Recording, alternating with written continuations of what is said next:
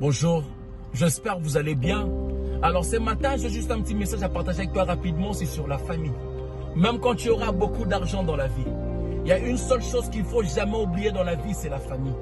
Parce qu'aucune somme d'argent et aucun succès ne vaut plus que la famille. On ne choisit pas dans quelle famille on veut naître, mais c'est Dieu qui décide. Et sache-le que peu importe dans quelle famille tu te retrouves, aucune famille dans ce monde n'est parfaite. Dans toutes les familles, tu trouveras des problèmes. On se dispute, ça arrive même parfois qu'on ne se parle plus. Mais à la fin de la journée, la famille reste toujours la famille. Parce que la famille n'est pas appelée à être parfaite, la famille est appelée à être unie. Quand je parle de la famille, je ne vois pas la perfection, mais je vois plus l'unité. Tu sais pourquoi le diable combat plus la famille? Parce que le diable sait que la force d'une famille, c'est dans l'unité. Et la faiblesse d'une famille, c'est dans la séparation. C'est quand une famille se sépare que certaines portes s'ouvrent. C'est là où maintenant vous donnez à tout le monde l'accès de comprendre tout ce qui se passe dans votre famille. N'expose pas ta famille à cause d'un problème. N'oublie pas que le linge sale se lave en famille.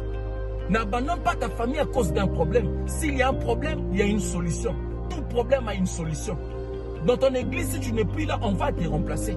Dans ton travail, si tu n'es plus là, on va te remplacer. Mais dans ta famille, si tu n'es plus là, personne ne va te remplacer. Parce que dans ta famille, tu es irremplaçable.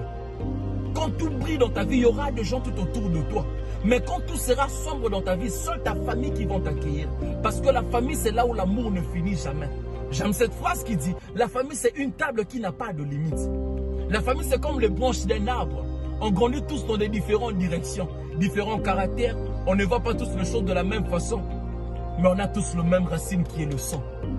D'autres personnes vont me dire, mon frère ou ma soeur, ils m'ont tellement blessé que je préfère rester dans mon coin, chacun dans son coin. Ce n'est pas un problème. Mais la seule question que je veux te poser, combien de fois on blesse Dieu? Combien de fois on pêche devant Dieu? Et combien de fois Dieu nous pardonne? Pierre pose la question à Jésus, Maître, combien de fois je dois pardonner à mon frère? Jésus dit 70 fois. Le pardon n'a pas de limite. Même quand Jésus nous a appris à prier, qu'est-ce qu'il a dit? Pardonne-nous nos offenses, comme nous pardonnons aussi à ceux qui nous ont offensés. Ça veut dire que tant qu'on vit dans ce monde, il y aura des gens qui vont nous blesser.